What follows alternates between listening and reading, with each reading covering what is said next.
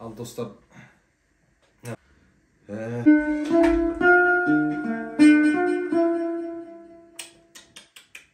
Hakikaten мойындау керек. Осы Декко Айгүл Үлкенбаева Мағауия Хамзин сынды аталып белгілі бір биікке жеткізген. Sennheiser, Shure сынды AKG-сы бар, Artec i1 деген.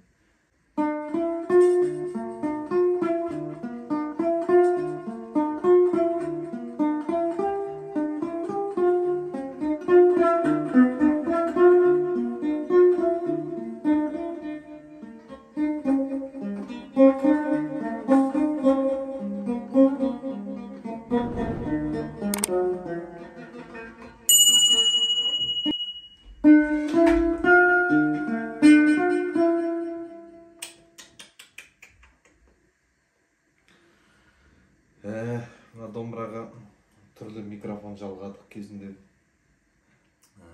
Домбыра аспабы өз акустикалық аспап саналады. Дыбыс көлемі сондай керемет қатты деп айтпаймын. Бірақ қазіргі заманда дыбыс күшейткіштердің арқасында колонкаларға жалған микрофон арқылы өте керемет мүмкіндіктерін көрсетіп жүр.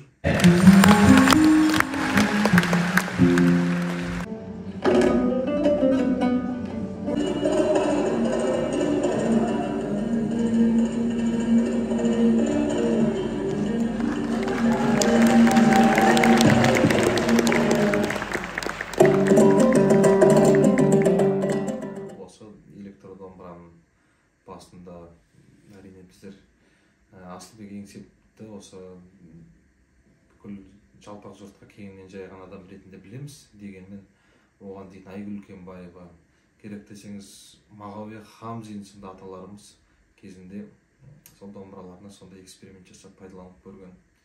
Бірақ ақиқатын мойындау керек, осы Декко жанрын белгілі бір биікке жеткізген ол Асылбек Еңсеп.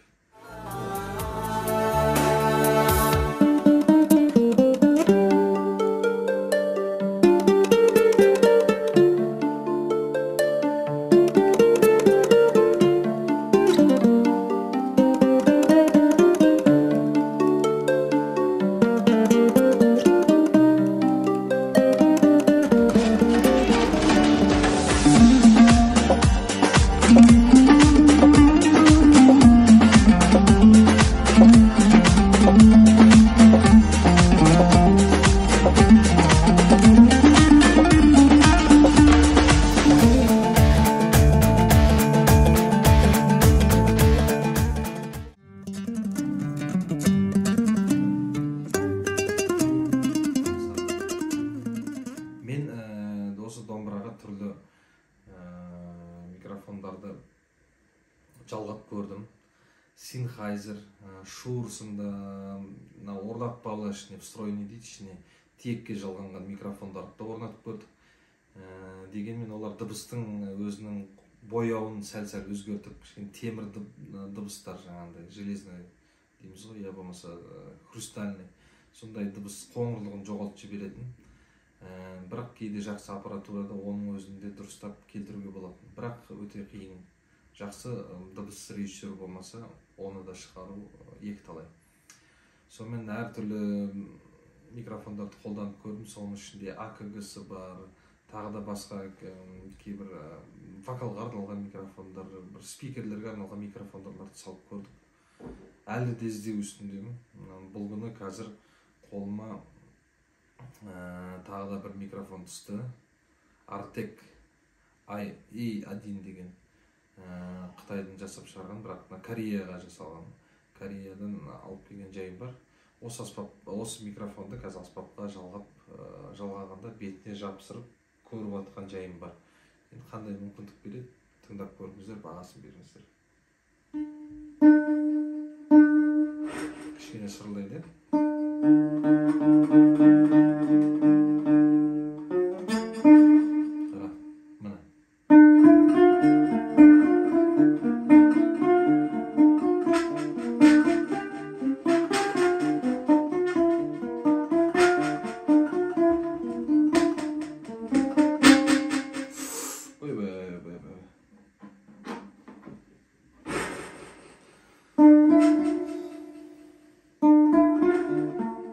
Ал енді көрейік домбырада қалай бұның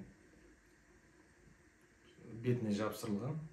Жапсырған жоқпын, қазір тақап қойдым да орындап жатырмын.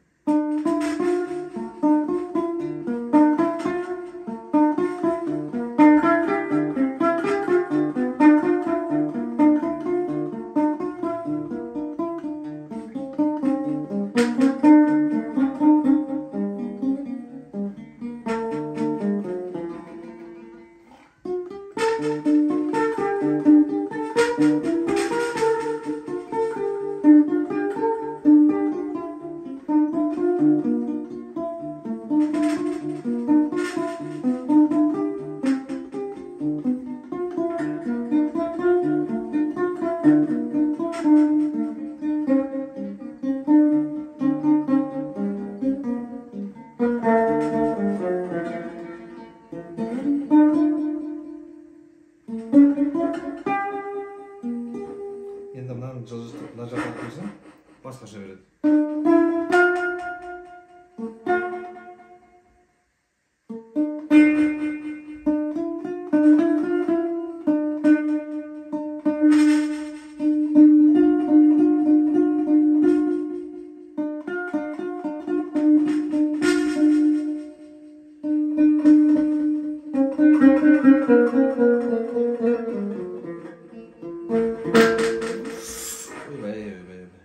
Міне осындай.